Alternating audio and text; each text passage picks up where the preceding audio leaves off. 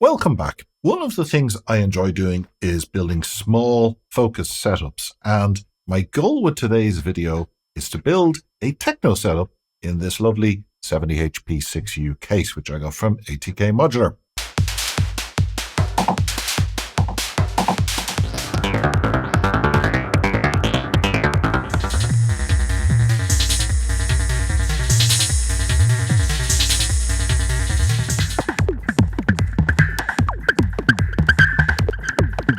So what do we have? Well, you might notice we have quite a few of the new Nekyia modules, which I've covered in previous videos, quite a few of their modules, but they've come out with some new ones. There's this analog oscillator called Occult. We've got Wand, which is like a crossfader with a VCA. And we've got, where is it over here? Ouija, which has got a slew limiter, white noise generator, subdivider, and ring modulator and difference rectifier. So that's a really handy module we're going to use a little later on.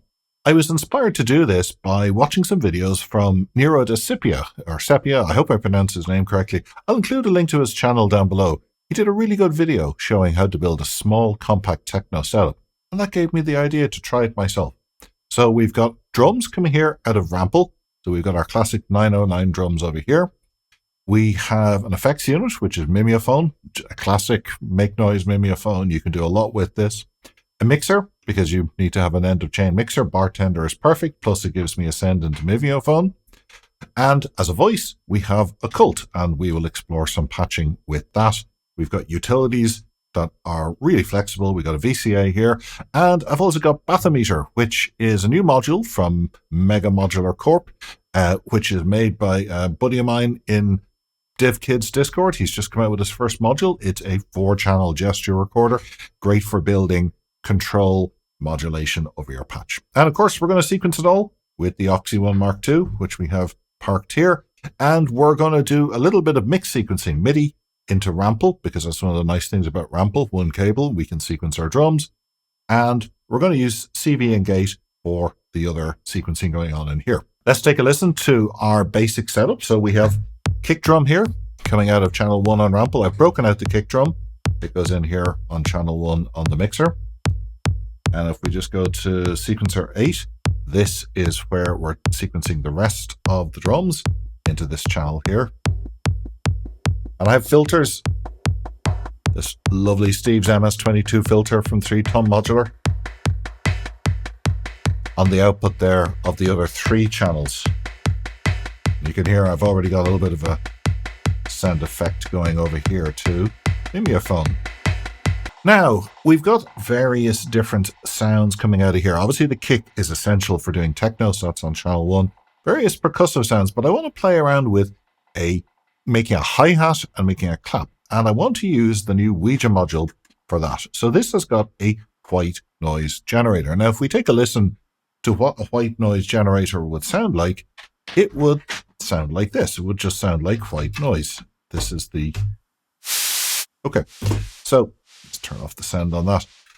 You take that and you can actually use that to make a hi-hat sound. It's one of the classic ways of making hi-hat sounds. If, for example, we just take our white noise and we pop it into Sasumi here as a low-pass gate, and then we take the output of this low-pass gate into the mixer, then what we do is we can send a ping into the low-pass gate.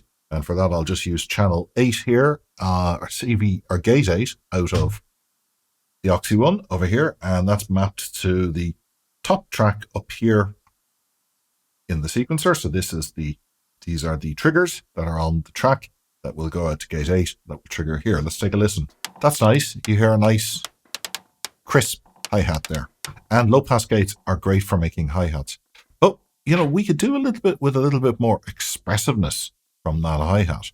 And so instead of just pinging the Sasumi directly, what I'm going to do is take an envelope here out of cadence. So instead of triggering the low-pass gate, we're going to trigger an envelope, and we are going to patch that envelope using these lovely tendrils, which tendrils were kind enough to send to me. Thank you so much to them. If we just patch this in here into the CV input now, you'll hear the difference straight away. We can still have a short plucky sound, but we also can modulate that, we can extend it with a nice longer decay time. Now first, if we send that into our delay,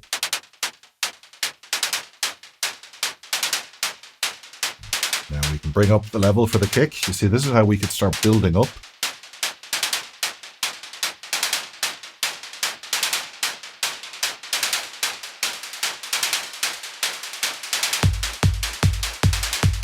And there we go, a little bit of techno groove going on.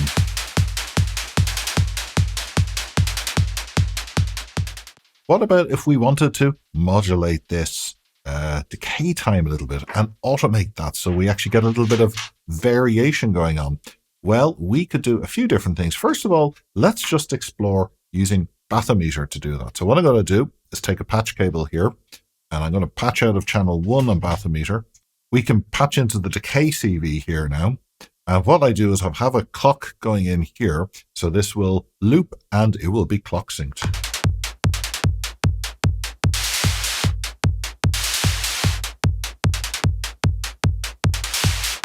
Now I can adjust the playback speed with this knob here.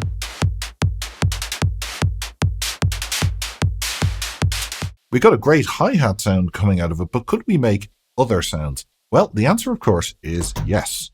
And what we're going to do is use these sub-octave dividers here in Ouija to divide down the frequency of the hi-hats, the white noise sound, so we get both a hi-hat and we could also get a clap or kind of a low frequency crunchy sound. So to do that, first of all, we have got to mult, and I'm going to use this buffered mult here in Mezcal because that will preserve the signal level every time I patch it. And I'm going to just, actually, no, I can use some smaller cables. We can continue as before with our hi-hat sound there. I will patch a copy into the sub-octave generator, and then we will patch a copy of the 1 octave divider into this upper low pass gate up here. And then we will patch the output of that low pass gate into this other channel on the other side. Now, I've set this to a mono channel, so these two left and right inputs are going to be mixed straight down the middle. So we don't have to worry about getting left and right. We could try stereo and see what happens as well. Now you're hearing the divided down, 1 octave divided down white noise. If we were to take the 2 octave divide down white noise, oh, I like that actually. Let's go with that. Bring in the hi-hat.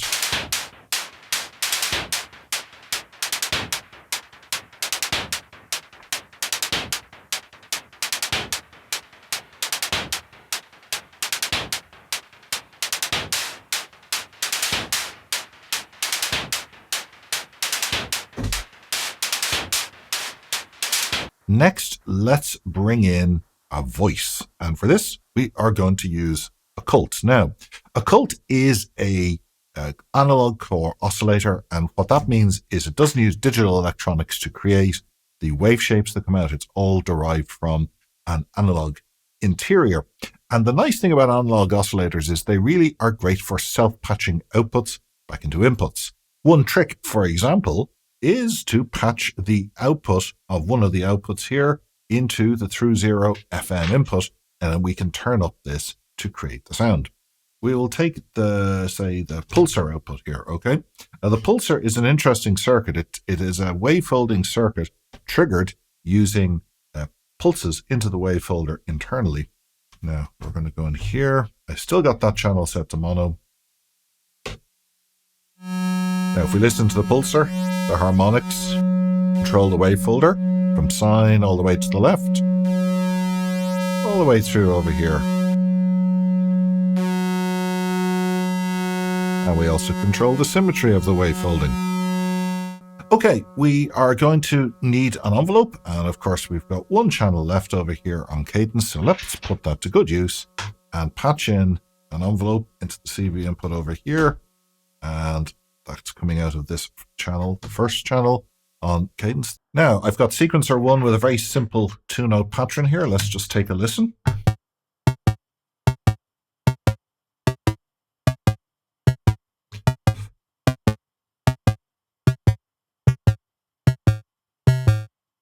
can modulate the decay time if we wanted on that envelope to add a bit of articulation. To do that, let's go to CV output 2, patch that into the decay time.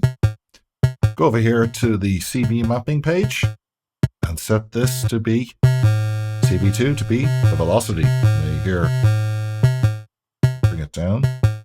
Let's bring up the velocity on that one. Now, we need to do a little bit to make this a more interesting sound. It is fairly vanilla. We've obviously put a little bit of modulation on the velocity. That's one thing that makes a difference. But we can also modulate as we turn these knobs, the symmetry and harmonics, using these two inputs here. Let's use Obsidian for that. I'm going to take an output from, say, this min output here, which gives the minimum of the two waveforms. And we'll just slow down these LFOs here. I'm going to patch that into, actually I'll use a shorter cable. I'm going to patch that into the X input here on Opal. And we will take one of the other outputs over here, say this wave folder here, patch it into this input, set that to the Y channel. And now X and Y are modulating slightly different, but I can attenuate these a little bit. And now we can patch those into symmetry. There's X into symmetry. And it's going to be a little tight with all these cables now, but we'll patch that output there, the Y output, into harmonics. Let's take a listen.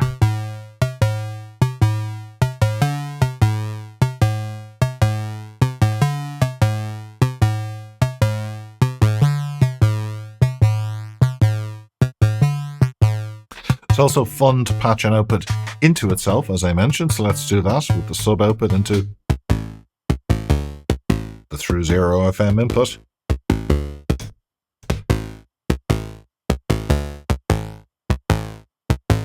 Now, we really need to put some filtering on this, so let's go over to the root locus filter, because you always got to have a filter on a voice like this. And I'm going to patch this into the number 1 input here. We're going to feed this cable around. This has 2 inputs. We can crossfade between them. We might play around with that in a second. We could actually crossfade between another one of these oscillator sounds and this one over here. But for now, we're just going to take the output of the root locus, the main one here. It's a multi-mode filter. Again, an analog filter. You can switch between the different modes using this knob here. You've got your cutoff frequency, resonance, and a gain into a drive level, which overdrives the circuit.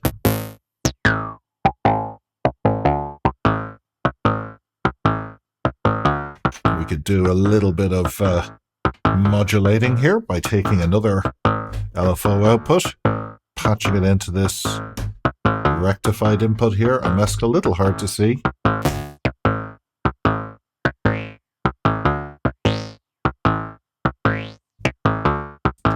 And then I can also patch, for example, the other divided octave output of noise here into the other input.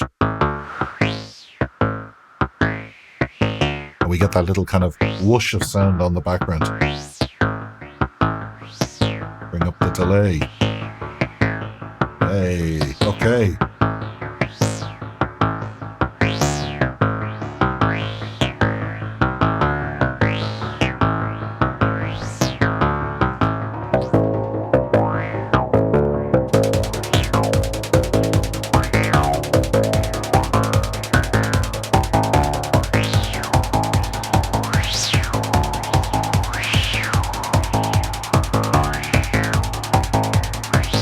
I've changed things around in the patch to add a little bit more variety. Now, what I've done is bring in a few additional modules. One of them being buried in here, a little hard to see, is Wand.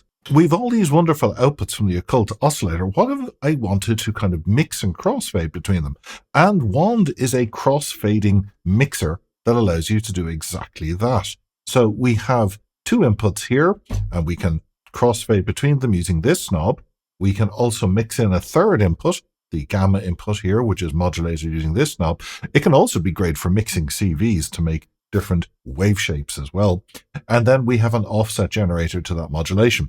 Nice thing is, it's also got a VCA built in down the bottom. So let's just take a listen to it.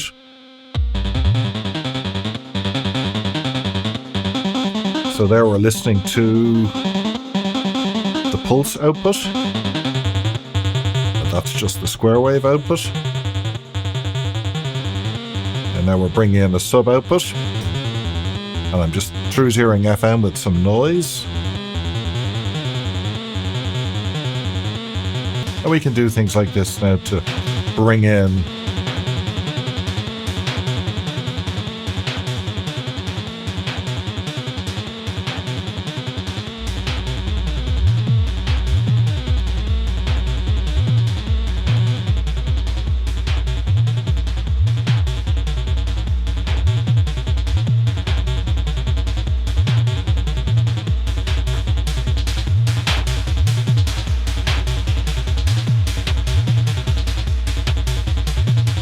what I've also done now is mixed my outputs from Sasumi using Opal as an audio mixer and also mixing in this. So taking this plus these two outputs into here to mix and then bringing them all together into the Steves.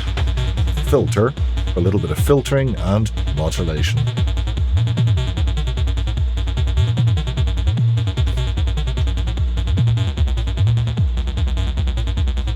And I'm also pitch modulating the kick here. Here's the kick you hear, using that recorded channel from Bathymeter.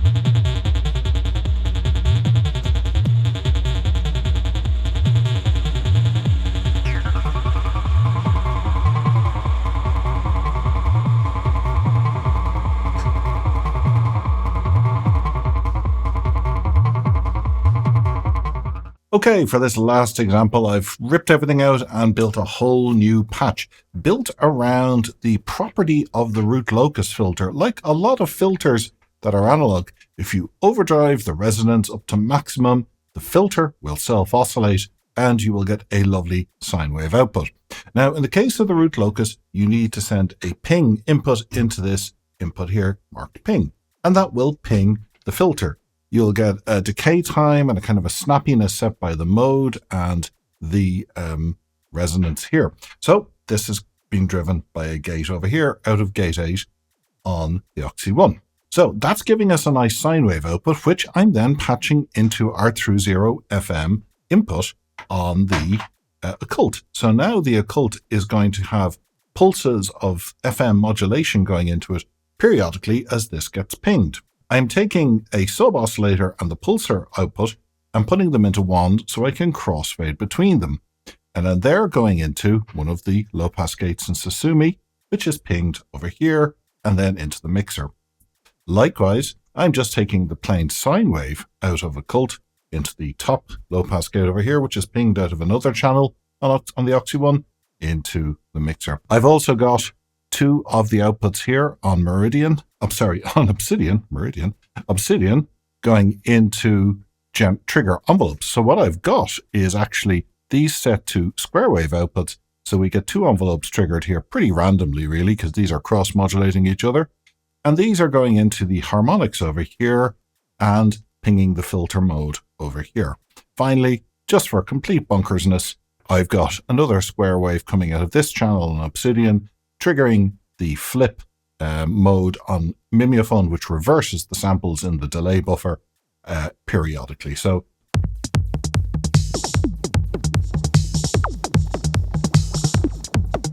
now that's just the pulsar output there. And we go over to the sub output.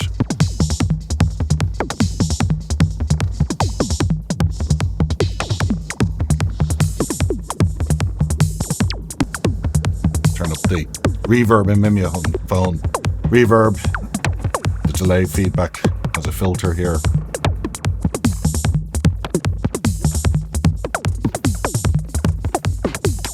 So much fun you can have with Mimeophone.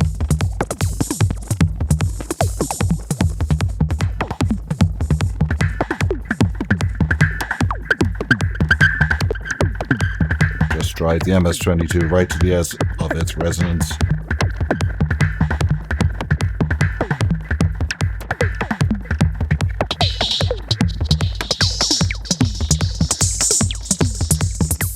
I think that's covered enough in today's video. I have given you a couple of different patching ideas using these modules from Nekyia. Perhaps you can use some of these ideas with your own modules in your own patches. By all means, leave me any questions or comments down below. What are your favorite ways of patching utility modules to get more flexible patches? And as always, don't forget to subscribe to stay up to date for future videos. Thanks for watching.